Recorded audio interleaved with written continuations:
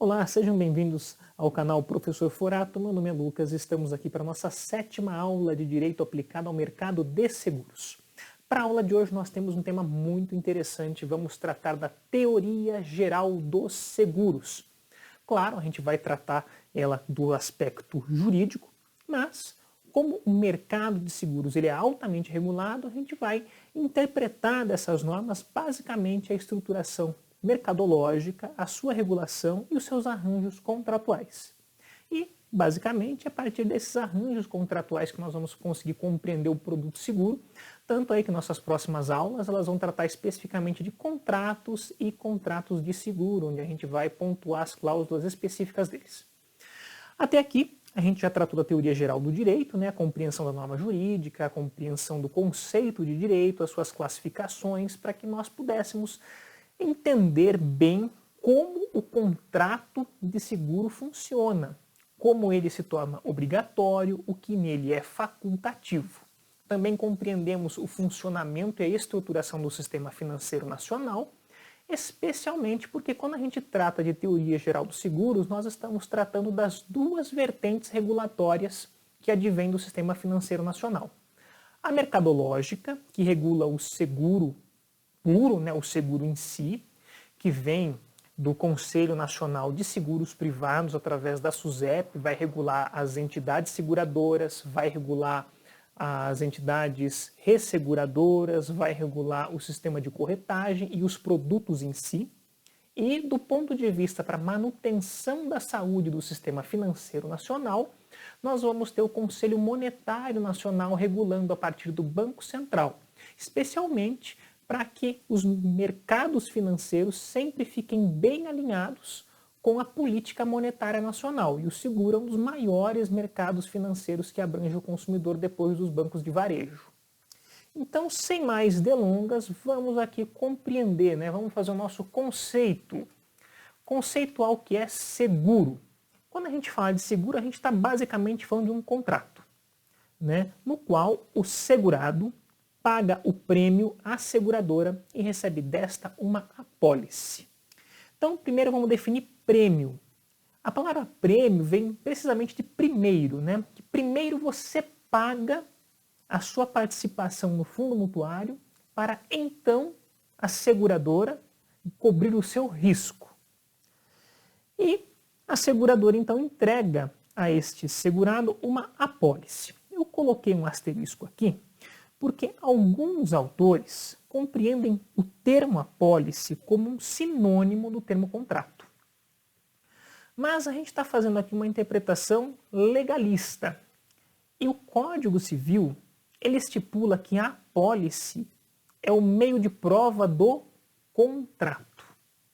Então, ainda que o único documento assinado pelo segurado seja a proposta, a seguradora, a partir da proposta aceita, encaminha ao segurado uma apólice que contém as cláusulas contratuais que estavam naquela proposta. Então, esse é um contrato que se forma a partir de um instrumento apólice, mas a apólice é prova do conteúdo do contrato. Isso, claro, falando especificamente da interpretação do Código Civil.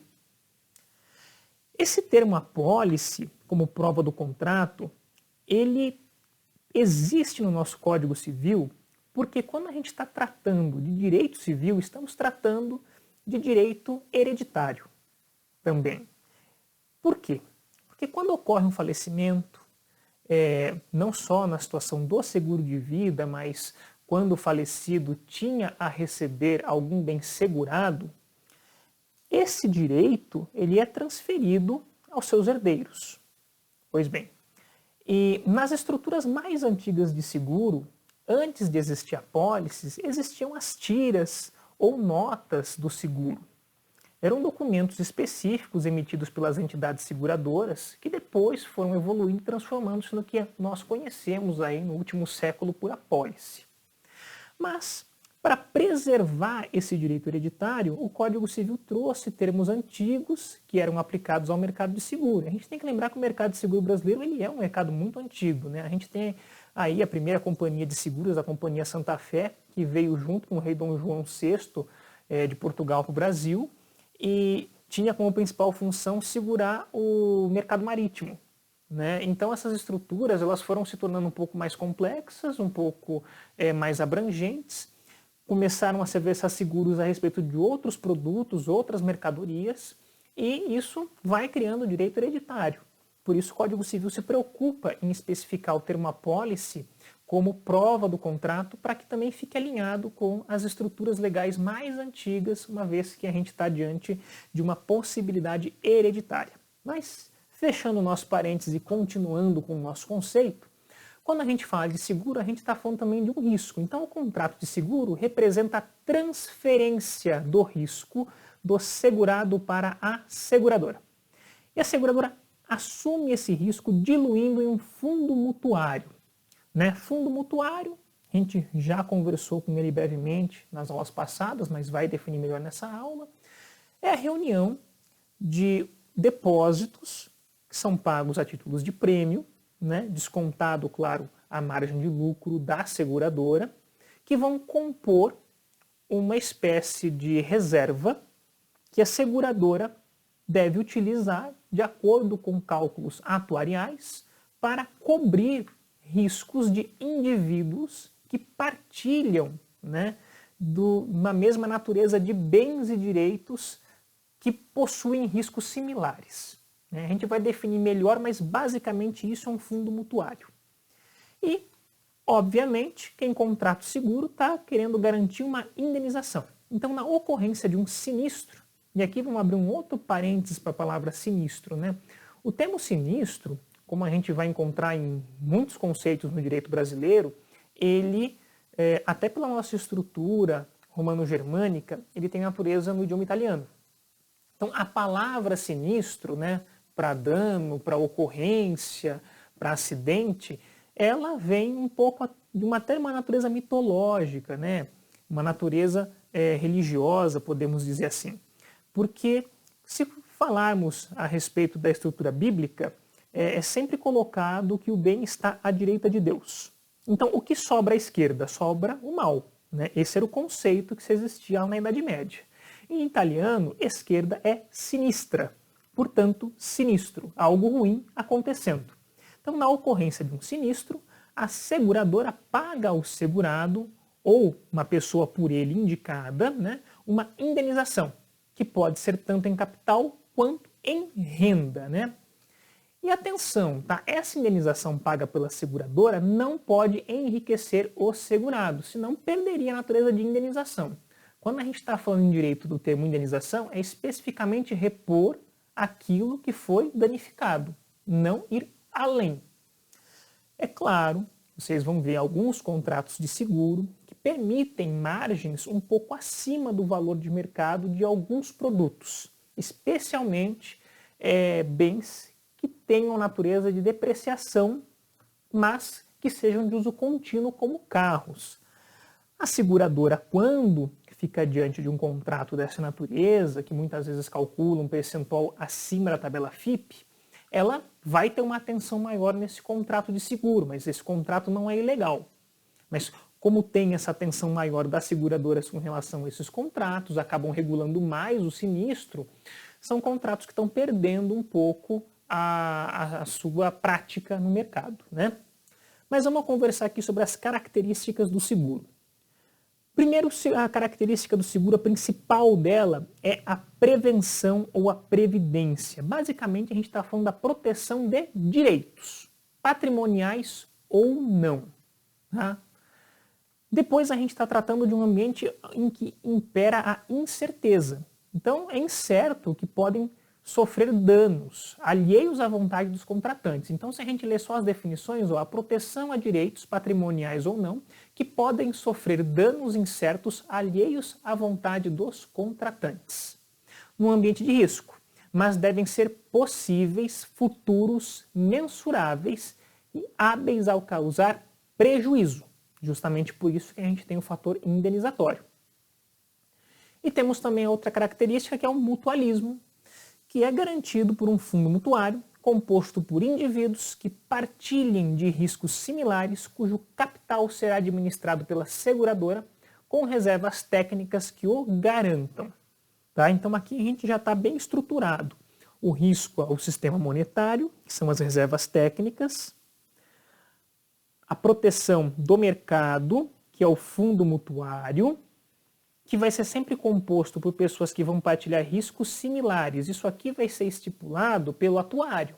A seguradora tem que fazer um cálculo atuarial para conseguir chegar no que é risco similar, para ela poder montar os diversos modelos de produtos de seguros e então poder constituir os diversos fundos mutuários que vão proteger, né, esses segurados, que vão protegê-los dos riscos, das incertezas, dando a eles essa natureza de previdência, de prevenção. Perfeito? Então, quando a gente está conversando a respeito disso, sei que essa é uma lousa um pouco longa, então se vocês quiserem fazer uma pausa no vídeo agora para poder copiar, tranquilo. Aí a gente vai conceituando, depois que até tiverem lido toda ela, vai ficar mais fácil. Mas, vamos prosseguir aqui com a nossa leitura, né? As seguradoras, além de serem obrigadas a possuir reservas técnicas, cujo uso depende de regulamento do Comitê Monetário Nacional, através de normas sempre editadas pelo Banco Central, devem, em um nível mais refinado de mercado, segundo regras que são fixadas dentro do âmbito do Sistema Nacional de Seguro Privados, a partir de regulamentação da CNSP, do Conselho Nacional de Seguros Privados, que são editadas pela SUSEP, operar os chamados mecanismos de pulverização dos riscos. Então, quando a gente compreende que o objetivo do seguro é, precisamente, realizar uma atividade que vai proteger o segurado de um risco que ele não consegue prever, mas esse risco vai causar um prejuízo que pode ser mensurável, porque a seguradora tem que saber o risco que ela está assumindo para que ela possa compor o fundo mutuário. Então, obrigatoriamente, o risco tem que ser mensurável. Ele tem que ser possível, naturalmente. Ele nem pode segurar o impossível. E aí a gente também vai cair numa discussão do que é possível e do que é provável. A seguradora tem que trabalhar com o que é possível e provável, como maior ambiente de risco, o que é possível e improvável como menor ambiente de risco, mas ela tem que segurar os dois. Se o risco é possível, provável ou improvável, ele tem que ser segurado. Só que isso vai tornando o ambiente desse risco mais complexo. E quando isso está inserido numa sociedade que também se torna mais complexa, pode ser pelo incremento do uso tecnológico, pelo aumento populacional, por um maior conhecimento do indivíduo a respeito de seus direitos, porque isso gera um ambiente de maior litígio, ou seja, um ambiente onde existem mais processos, onde indenizações são mais requeridas e onde o custo desses processos, dessas indenizações se torna maiores, a seguradora vai cada vez mais assumindo riscos maiores. Riscos maiores necessitam de fundos mutuários com reservas maiores. Só que isso vai refletir negativamente no mercado, porque automaticamente, se você precisa de um fundo mutuário maior, você vai precisar aumentar o valor do prêmio dos seus segurados. Da mesma forma, você vai precisar aumentar a sua estrutura de administração, ou seja, o seu custo operacional da seguradora aumenta. O custo operacional da corretora de seguros aumenta. E, portanto, isso vai ser refletido nos salários dos funcionários, vai ser refletido na estrutura financeira da seguradora e vai ser refletido, por sua vez, no valor do prêmio. Assim, as seguradoras precisam diluir esse risco, pulverizá-lo. O fundo mutuário é a primeira estratégia para você partilhar o risco. Você pega aqueles indivíduos que possuem bens de uma natureza similar, que estão expostos a riscos similares, compõe um fundo mutuário de acordo com os cálculos atuariais que demonstram como esses riscos podem acontecer. Mas isso vai se tornando insustentável muitas vezes para a estrutura de uma única seguradora. Então, nós vamos partindo para estruturas mais complexas. Então vamos lá. As seguradoras, além de serem obrigadas a possuir reservas técnicas cujo uso depende de regulamentação da CMM, elas têm que utilizar os mecanismos de pulverização dos riscos. Então a gente está falando aqui basicamente da formação do fundo mutuário e da forma de administração que esse fundo vai receber. Tá? ele vai ser administrado de duas formas basicamente, né? Além do seguro puro, né, natural, que é o que a gente já estava tratando como regra geral, são duas formas alternativas, vamos colocá-las assim. Então, isso aqui são formas alternativas de administrar o contrato de seguro. O cosseguro, né? Uma única pólice emitida por uma seguradora que vai receber o nome de líder, que vincula todas as seguradoras à cobertura do risco, ampliando assim o fundo mutuário, né? Porque vai conseguir abranger um maior número de pessoas jurídicas que atuam no ramo de seguros, com reservas técnicas para garantirem a estruturação e administração de um fundo mutuário. Quando a gente fala disso aqui, qual exemplo vem à mente? Até esse termo líder é muito utilizado quando a gente fala do seguro DPVAT, né? O seguro DPVAT ele tem uma seguradora líder, e essa seguradora líder ela não segura o DPVAT sozinha. Ela só é responsável pela emissão da apólice, que no caso é emitido numa parceria com o Detran, com o Contran, tal, para vir acompanhado do documento de circulação do veículo. Mas o que importa é que ela quem emite esta apólice, mas ela não está vinculada sozinha. Existem outras seguradoras que compõem esse contrato. Então todas as seguradoras do contrato vão estar ampliando o fundo mutuário, vão ser obrigadas a garanti-lo, vão ser obrigadas a indenizar o evento, né, o sinistro, e elas são vinculadas pelo contrato que é celebrado apenas pela seguradora líder. Perfeito? Então, a gente tem um exemplo bem prático que é o DPVAT. O resseguro, ele basicamente é a atual visão do mercado de seguros, né? Quando a gente fala de seguros, geralmente já vem acompanhado pelo termo resseguro. Fala assim, mercado de seguros e resseguros. Por quê? Vamos lá para o conceito, né? Através de um contrato de cessão, quando a gente estudar a teoria geral de contrato, a gente vai trabalhar bem isso. Mas contrato de cessão tem um cedente, que aqui no caso vai ser a seguradora, né? No qual ela vai ceder para a cessionária, que é a resseguradora, uma parte do prêmio, e a cessionária vai, em contrapartida, assumir uma parte do risco.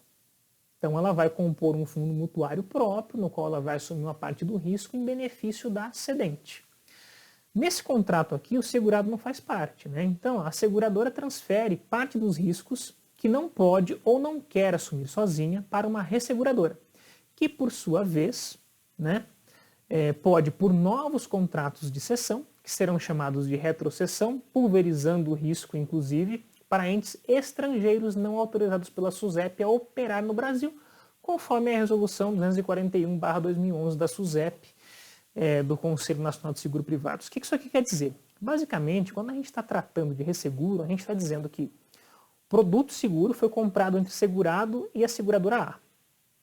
A seguradora A, por sua vez, ou ela assumiu riscos muito grandes e não consegue compor ou administrar o fundo mutuário para esses riscos, ou ela, por uma opção de mercado, não quer assumir o risco sozinha, prefere pulverizá-lo.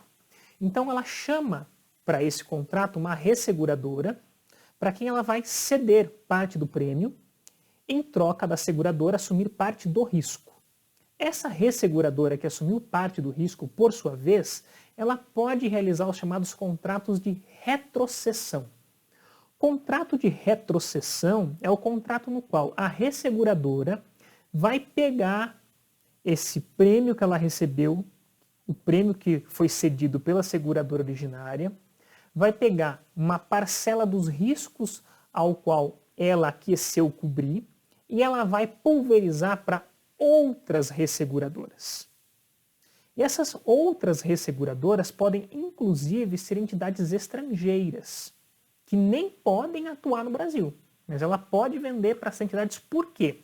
Porque de toda forma é ela quem vai garantir esse contrato. Então, se ela tiver qualquer problema com uma entidade estrangeira que não está cumprindo a parte dela na cobertura de um determinado risco, é a resseguradora no Brasil que vai ter que cobrir esse risco. Por isso que é autorizado pela SUSEP que ela faça esse tipo de contrato. Mas por que ela pode fazer esse tipo de contrato? Porque o Conselho Monetário Nacional especifica que ela é obrigada a ter uma reserva técnica, justamente para que ela mantenha a saúde desse sistema e a possibilidade dela indicar esse produto, né, de retroceder esses produtos para entes, inclusive fora do Brasil, que não podem operar seguros no Brasil, é para aumentar as opções de mercado. Então, a gente pode concluir, né, que é a atividade de seguros, a primeira para a pulverização dos riscos, subsiste na formação do fundo mutuário. Todavia, a complexidade desses riscos, a sua imprevisibilidade, resultam na necessidade do cosseguros, resseguros e retrocessões, a fim de garantir a sanidade do mercado de seguros e a sua liquidez. A liquidez do mercado de seguro é muito importante porque vai garantir que todas aquelas apólices possam ser cobertas na eventualidade da ocorrência de um sinistro. Então aqui a gente está conseguindo pegar o risco, né, abranger a teoria do risco ao qual o segurado está sujeito toda vez que ele tem um patrimônio que é suscetível a um dano, ou um direito que é suscetível a um dano. Aqui pode ser um dano à vida, um dano à saúde, um dano patrimonial, por isso que a gente fala patrimonial ou não, mas um dano que pode ser quantificado, né? Tanto que a SUSEP ela tabela, inclusive, em capacidade física, justamente a demonstração da quantificação. E a quantificação desses danos, ela é muito necessária para que a seguradora possa realizar o seu cálculo atuarial com base na expectativa de risco, né, por amostragem, por estatística, e compor o seu fundo mutuário. E com a noção do que deve ser o fundo mutuário, ela vai poder fixar o valor do prêmio e vai poder também compreender a necessidade dela se unir a outras seguradoras num cosseguro ou até mesmo de ceder para resseguradoras as suas apólices. E essas resseguradoras, por sua vez, também a partir dessa mesma lógica matemática, vão poder analisar se é conveniente para elas elaborarem contratos de retrocessões. E usando essa abertura de mercado, inclusive, para fazer com entidades estrangeiras, desde que elas tenham reservas técnicas suficientes para isso. Então, aqui a gente consegue compreender bem como que o mercado de seguro precisa dessa proteção do sistema financeiro, essa proteção até para garantir a política monetária, e é a proteção, claro, para garantir os próprios contratos. Afinal, a proteção do consumidor nesse ambiente do seguro é o que vai imperar, né? Porque além de toda essa estrutura do mercado financeiro, toda essa estrutura do mercado de seguros, a política monetária nacional, a gente ainda tem nesse contrato a incidência de um direito difuso composto pelo Código de Defesa do Consumidor, uma vez que o segurado, em relação à seguradora, vai ser considerado um ente hipossuficiente, como a gente já conversou em aulas passadas. Bom, pessoal, é o que tínhamos para hoje. Muito obrigado pela atenção de todos e até a próxima aula. Na próxima aula a gente vai tratar de contratos, teoria geral dos contratos. Até lá!